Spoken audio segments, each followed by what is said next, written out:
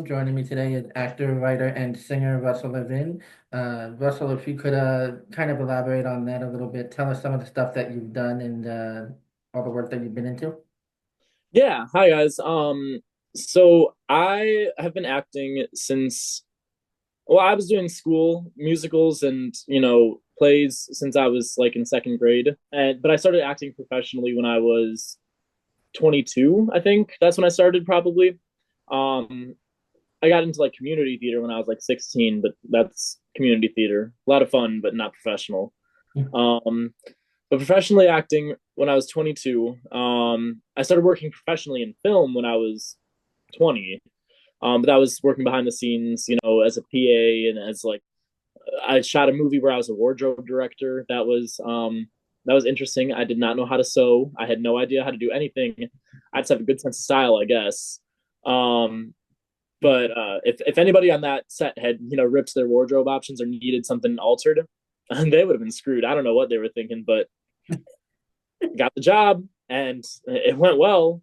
Hey, That it movie worked. actually it's now streaming on Amazon Prime. So that's great. It's called Jada, starring Shakira Reedus and Ronnie Hudson. And if anyone wants to go check that out, it's a Right. nice little Chicago, South Side gang story with an FBI, twist on it. Okay. Um, yeah, so I've been working in film for a couple years. I've been acting for a couple years. I also mentioned at the start, singer songwriter. I've been producing music. Well, I've been writing music and getting it produced for a couple years now. I've got an album streaming on Spotify and a couple singles as well. Also on Apple Music and YouTube Music, or I think anywhere where you stream music.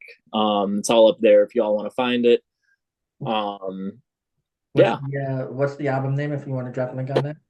the album's called Recovery, and I will say, to be honest, I've come around to an opinion on it where I feel like I was very immature in writing it. The lyrics are immature and unrefined. Some of the music I kind of rushed into and didn't really take the kind of analysis on it that I should have.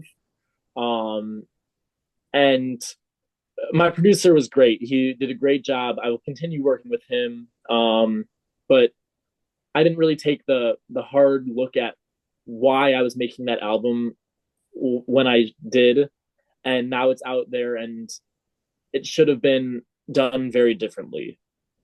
It's called Recovery. It's out there streaming on Spotify and all those places. If anyone ever wants to find that. Yeah, I'll take a listen to it as soon as I can. Now going back to you said something about you were working on something with Amazon Prime. I Yeah, believe. What did you say that you were doing in it? I was the director of the wardrobe department. I was the Okay, wardrobe right, right. department head. Yeah, it was a very fun experience. It was actually one of the first full length features I ever worked on. It was a great experience. I worked with some great people. It was directed by this wonderful woman, Caprice Rose. She just great to work with. I loved her. Nirmal Arcot was on camera for that. He was great too. I've worked with him a couple more times since then. Felicia Young was the AD. She was amazing. I've also worked with her a couple more times since. Um, yeah, I mean the whole crew was just amazing. The cast was great. It was a great experience, to have. I don't know that I'd ever work as a wardrobe department head again. It is not something that I'm trained for. It's not something I'm legitimately qualified for. But I have the job, so can't really complain. And it's also experience that you never thought you would gain, right? Well, yeah, that too. I mean, when I started working in film, and especially on like higher end, I'm not saying like crazy high budget studio feature films, but higher end independent films. Um, people from high school would look at me and they'd say, "How are you working in film? How are you doing this? Like, you don't have any experience. You don't have you know, any qualifications for this. How are you doing this? Like, we want to work in film. We want to do that." And I'm like, you just got to know people. You just got to like, you can't say no when people ask you to work for them. The more you say no, people they keep track of that. If you have, sometimes it's hard to get away from your other commitments in life. I know that, you know that. But Yeah. if you really want this, you got to just go. You got to just say, hey, look, there have been many times where I've told my job, hey, I'm just not going to be able to come in today. And there have been other times where I've been like, okay, I kind of have to work for this, not because I want to, not because I want to miss this project, but because I legitimately need to make the money that I'm going to make this day to survive. I financially have to survive. Yes. Because obviously, unless you're on one of those super high budget studio productions, it doesn't pay good. This industry does not pay great. I think you know that. I know that. We all know that. Let me put Um, it to you like this, right? I've been so afraid to even start doing this that it took me like I started filming like maybe a little over 10 years ago at this point, like on a more like not professional, but a serious level. But it took me this long to even want to start something because I know for a fact you need to know people. You need to like have those connections and you need to have those experiences in order to even be able to gain work. It's insane, especially being in New Jersey. It's insane. yeah. Well, New Jersey is going to be great very soon. I mean, and I will say this, everyone's so excited about the Netflix studio in Fort Monmouth. Everyone keeps talking about that. That ain't for you. That ain't for you. That ain't for me. That ain't for anybody in Jersey. That's for the crew that Netflix is going to be flying in from LA Yes, and if or you Atlanta. It's not for us. Netflix, there will be people here that will benefit from it. People will yeah, do good, especially in the more like administrative roles. They're gonna want people in there, but yes, their crew, the talent actually will benefit. So like me personally, I if I was still gonna be living here, if I wasn't moving back to Chicago, yes, I would be benefiting. right, But it's not.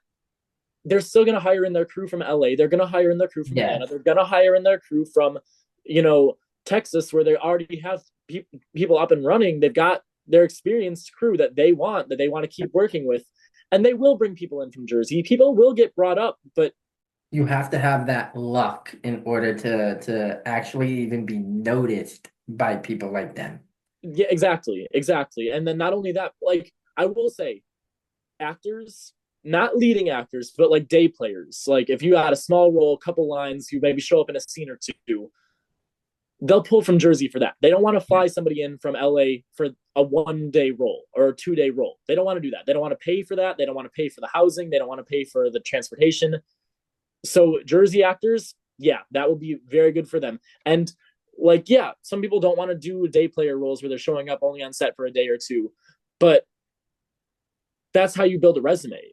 I Yep. mean, like, first of all, it's a paycheck, but second of all, that's how you build a resume. I mean, how many actors, big name actors like John Krasinski or plenty of other people Love John showed up Krasinski. on one episode role or a one scene role on Law and Order. Did he want to be doing Law and Order where he didn't really act? He just kind of showed up. No, he wants the roles where he's doing something exciting, and he did The Office, which was great, but now he's doing things like Jack Ryan or you know Quiet Place, where he's actually in the mix of it, doing something exciting. Yes. But Um, the biggest thing too is you can't forget where you came from as well, right? Like, yeah, you can get roles in the office and it gets you stuff like that. But the biggest thing that you have to remember is the role in the office got you Jack Ryan. exactly. But even before he was in The Office, he showed up as a student, in a one scene role on Law and Order. Like we're all a day player at some point. I've led movies before, but if a big studio is going to pay me $200 to show up on set for a day and be a day player, I'm gonna do it. I don't do background anymore. I've done background before. I don't do background anymore just because it's not that. I will kind of sidebar to this. Um, Background is not a pathway to acting. Background is not acting. That's why they don't call them background actors. They call them background artists because they're not actors. They're Right. artists filling the scene. You're not an actor. I'm sorry. I know a lot of people don't want to hear that. A lot of people will argue on that. A lot of people think that, oh my God, I'm on TV. It's great. Yeah, I was on Chicago Fire when I was 18. Did that start my career? No. But what I will say, as somebody who has worked on sets now, a lot of film sets, a lot of TV sets, a lot of productions, being on that set taught me how sets run. Yeah. So you can see me very clearly on screen. I wasn't an actor back then, or I was a theater actor back then, but um, you know, it taught me how to run a set, how to follow along with the production crew because that's important. It's important that an actor knows these things going on set because that first time you show up on a feature film and this professional crew is running it, if you're, in a role and you don't know what's going on, you're going to stand out and people are going to remember that. People are going Yeah. to remember that and they're not going to want to work with you again. So it's really important to know how a set is supposed to be run. Yeah. And Um, that's why I feel if you're gonna do anything in terms of the acting industry, do like what you're doing and start with the independent film so that you get the experience of what it's that it's supposed to be like. That way you can build up on, like you said, build up on your resume. Do something that I'm doing where I'm starting a production company so that I can learn from other production producers how I'm supposed to run it, how I'm supposed to handle it, what are the best way to do it. You can't just go into, right? Like, I can't go into government and automatically think I'm going to be a governor just because I watched, like you said, Law and Order. That's not how it works. Not how anything works. You have to, you really have to take the experience that you get and put it to what you want. yeah, 100%. So, so Russell, I actually have some questions for you, if you don't mind me asking you a few questions. Sure. So listen, you were talking earlier about some of the things that you've been through and all that stuff. Like you had people coming up to you and asking you like, how do you do this? How do you get into it? If you got into a conversation today, right, with somebody, and they were asking you like for advice on what to do, what would be the first thing you would tell them? So the first thing that I would tell them is that I can't give you a career. I didn't get handed a career. I worked my ass off for a long time before I ever started getting really recognized. Um, so a lot of people just want that easy pass in. Like they see me. What I've seen is there are people that they are my friends. I consider them my friends, but they see me doing these things that they want to do, but they have no idea how to get started in. But instead of asking me, to help them get started, they just want me to bring them in. They want me to pull them up to my level right away. And not to say that I'm super high on the ladder, but I've taken a couple steps up. You know what I mean?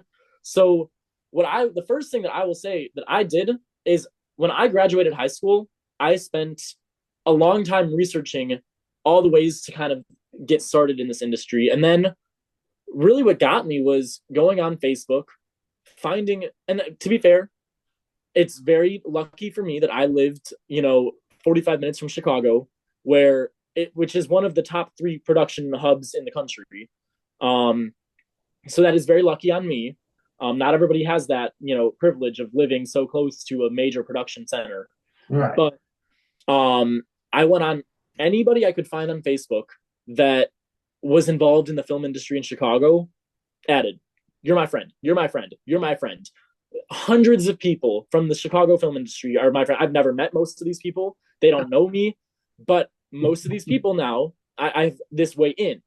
And yeah, it took a long time before that actually led to any kind of fruition. But eventually, I saw somebody who ended up being Caprice Rose, the woman who directed Jada, which is now on Amazon Prime. She posted on her Facebook like, "Hey, I'm producing this film. I'm directing this film. I need these positions on my crew filled. I don't have anyone to fill these. Is anyone willing to work on this?" And I said, "Me. Call me in." And she was like, "Okay, great. What can you do? What can you help out with?" And I was like, "Hey, look, whatever you need, I'm there. I'm not, I don't have experience like the way you probably want, but I'm there to help. I will fill in whatever you need." And she originally was just going to have me be a production assistant, which realistically should have been what I did, just because I did not have experience. And being a production assistant on a project is a great way to get experience because you learn about all the different departments. You learn about, you're helping with all the different departments. You're learning about the way the set is supposed to flow. And every director does run their set differently, but generally they all flow the same way, right? Right. So, but she asked me, "Hey, would you be willing to run the wardrobe department?" And I said, "Sure," because there's no way in hell I was going to say no. Like, if she needs me, I'm there. And Right. that's what I did. And it took a lot of time. It took a lot of work from me. But in doing that production, I made connections with a lot of people. Like I brought up, Felicia Young, who is was the AD on that project. She's a very experienced woman, and she's involved with a lot of people in that industry in Chicago. And she's brought me onto projects now because she saw the work that I put in, and she said, "Hey, I want this person with me. I want this person on projects I work on. I want this person's name to be connected to mine because this person's putting in work, and me bringing him on is going to make me look good." And that's great. And I love Felicia. She's a great woman. She's great at her job. And I'm happy to work with her whenever she needs me. She's asked me for a couple other projects. I've been involved with her. We did the second season together of Jay Davis's Creative Hustle, which is a comedy series. I'm actually not sure where it's streaming, but it's a comedy series. We worked on the second season of that together.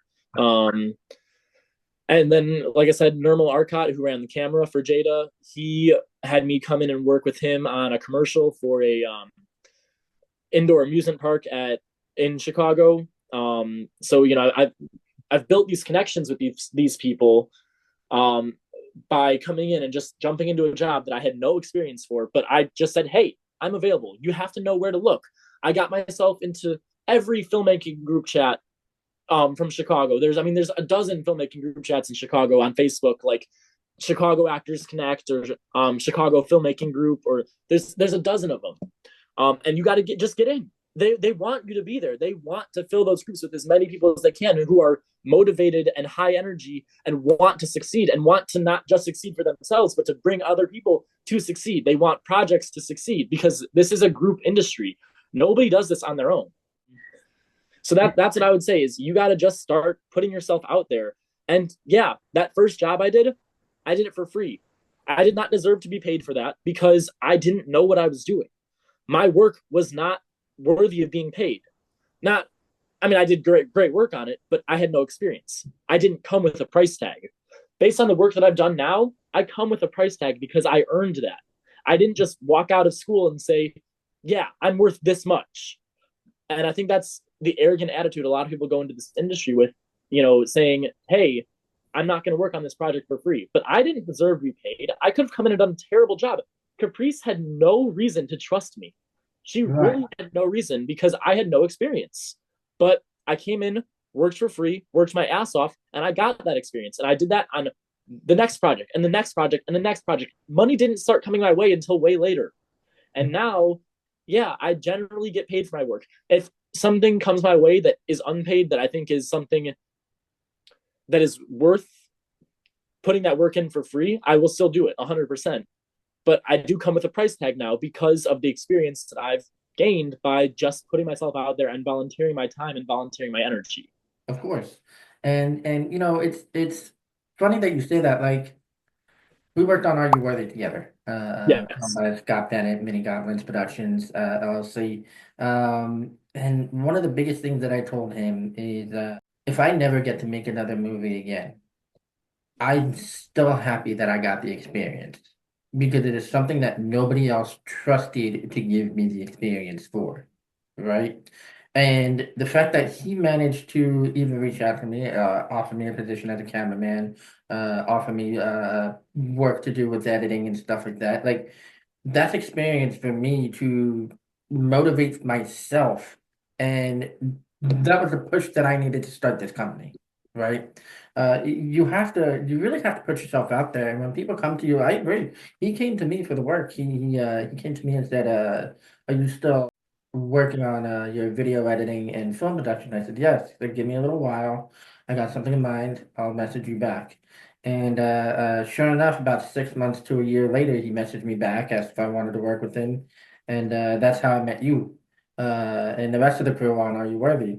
And so far, it has given me the confidence to branch out to other people, to start this podcast system that I've been doing, to network with other people, to start my own series that I've had a script for about 10 years plus.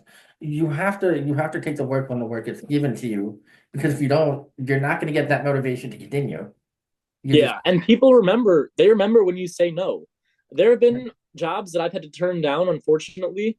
And, you know, now some people who have come to me before for work, now they say, hey, I'm not going to Russell again because he's not available. He's just not available. Not because I'm bad at my job, not because I'm bad at anything that I do, not because I'm not great to work with, because I am, not to sound arrogant, but I know that, people like working with me. That's why I keep getting asked back by certain people. But other people are like, hey, he's busy. And it's great to be busy. It is, It but is. it's not great to turn down work repeatedly. It No, just sucks. And no. it sucks on my end too. I want to work. And the other thing too, right? Like all these producers, all these directors, all these companies, eventually they know each other and they talk. They know and they do Oh, talk. They do talk. I've oh, gotten jobs from people because my name has come up and they've been like, hey, I worked with him and he was great.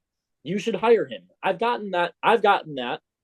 I don't think I've ever gotten the other thing, the oh, don't work with Russell. I don't think I've ever got that's not true. That I have actually. One person, God, no. there's one person out there. There's one person out there that hates me, and I'm not gonna get it's all personal. It's personal hatred, not professional hatred.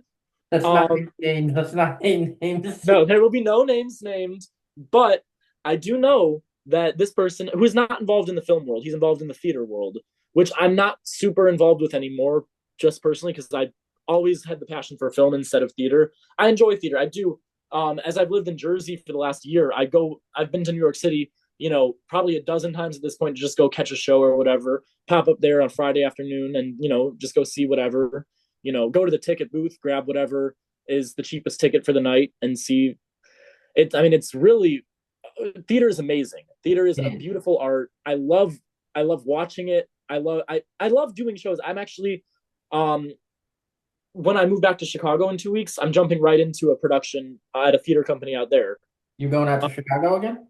yeah, I'm moving back in 2 weeks. Living out on the East Coast is expensive. It's so expensive. It is. And then, as you know, I just lost my car. Right. Um, which, thank you to that deer for jumping out in the middle of the street in the middle of the night. Thank you for that. You're lucky. But You're lucky nothing else happened. You were in the car. I was very lucky. It could have come through the windshield, and if it came through the windshield, that would have been a problem. I could have gone over the deer in the car. Luckily, I hit it and it like bounced off. So Ooh. like that was very lucky. But regardless, yeah, I'm moving back to Chicago. Um, and so I'm jumping right into a production. They've actually already started rehearsals for it. But this is my first theatrical show since 2022. I haven't done any theater since 2022. So I'm really excited to jump back into it.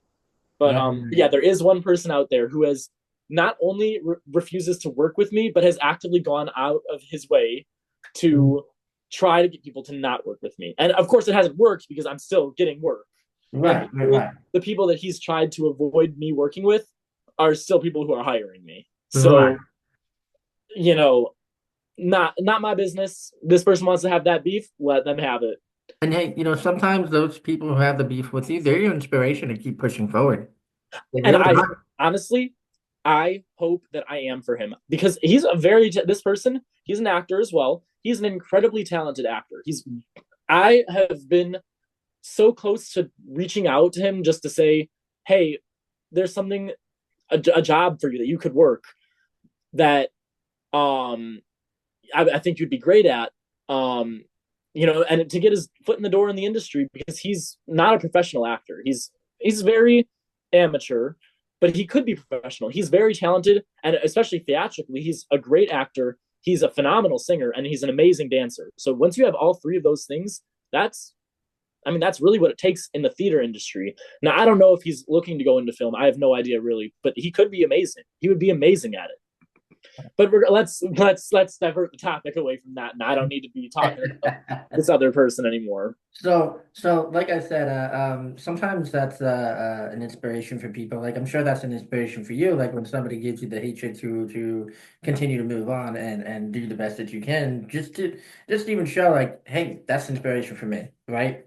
So that actually kind of leads me to my next question for you. What inspired you to get into acting? Well, now this is a fun question. So I was about 4 years old probably because, and I'm actually not sure if I was four. I always say four, but I don't remember it. It wasn't the first. It was the first time I was ever exposed to this, but I don't remember exactly when it happened. But I, yeah, probably about 4 years old. My mom showed me Star Wars, and as from the minute I saw that first lightsaber turn on, I was like, I want to be a Jedi. And then I realized, oh, Jedi aren't real. So these are actors actually. And then I was like, wait, but they get to pretend to be a Jedi. I want to pretend to be a Jedi. So my goal, my end goal really with getting into this industry is being in a Star Wars film. And I'm so happy to see actually Star Wars is coming back to theaters. It's going to be back in theaters. We got movies coming up. We got more TV shows coming up. You know, there's stuff coming up. And my thought process has always been they're going to cast an actor in these roles. An actor will be cast as the next Jedi. An actor will be Yes. cast to do that. Why Yeah. not me? Why not? Hey, I think you Might got as the well look be. for it. I think you got the perfect look for it. You got the long hair going. You got My the. long hair, everyone always asks me why I keep my hair long. And I always just say, oh, I like it. I like my hair long. It's just the vibe. And it is the vibe. I think it works for me. It works for my personality. It works for my style. The reason I grew my hair out was because of Qui-Gon Jinn in The Phantom Menace. I He was the best Jedi. He was the most fun. He was the coolest character when I was a kid. And he had long hair. So I have long hair. And I've had long hair since I grew my hair out. I started growing it out when I was 13, I think. My mom finally let me have long hair. She wouldn't let me before. But I started growing it out 12 or 13. And I did cut it right before I went into high school, so 14. But then since then, I've had my hair long. I've never had short hair since then. My entire adult life, I've had long hair. It is. It's actually really funny that you bring up Star Wars because Star Wars. So I said this in another podcast. You remember Josh Shuttlemoyer? He worked with us. He was the father for Roy and Clara. I really didn't work with him that much. I Okay. think I was only on with him for maybe one day, and we didn't really. There was not really any chance for interaction. I mean, our roles we were shooting at different times, Correct. never really off at the same time. So I didn't really ever work with him. Okay. So he and I did another podcast, and I was just telling him that one of the biggest things that inspired me for getting into filming was watching my parents do those old videos and just filming everything as we were growing up. But one of the things that got me into filming was actually Star Wars. I absolutely love the cinematography, the choreography. I absolutely love the cinematography, the choreography, and the directing in all three of those original films. Right? See, you say, "Oh, you love it" in all three of the original films, but the prequels are just as good. I'm a prequel defender. I will stand by it. I love the prequels. If it wasn't honestly like the originals are great, they were what got me into it. But if Agreed. it wasn't for the prequels, I probably wouldn't be as big of a fan that I am today. I love Attack of the Clones. Y'all can say whatever you want about I Attack of loved the it Clones, too. I but loved coming it too. into if you can look me in the eyes and tell me that Mace Windu walking into that arena and saying this party's over, turning on that lightsaber for the first time and seeing all those Jedi, that is a nerd's dream. All Yeah. the Jedi showing up there and fighting in that arena, that is, I mean, that's my dream. Throw me in the background. I don't. I said I don't do background anymore, but look, screw it. I'll jump in there. Throw me in the If, background of a huge fight scene like that. Give if me a George lightsaber. I'll swing that shit around. I do not care. if George Lucas came up to me and said, "Listen, you're gonna film this one scene of just this guy dying off screen," don't care. Give me the work. Give me the work. I'll do it for free. I'll do it for free.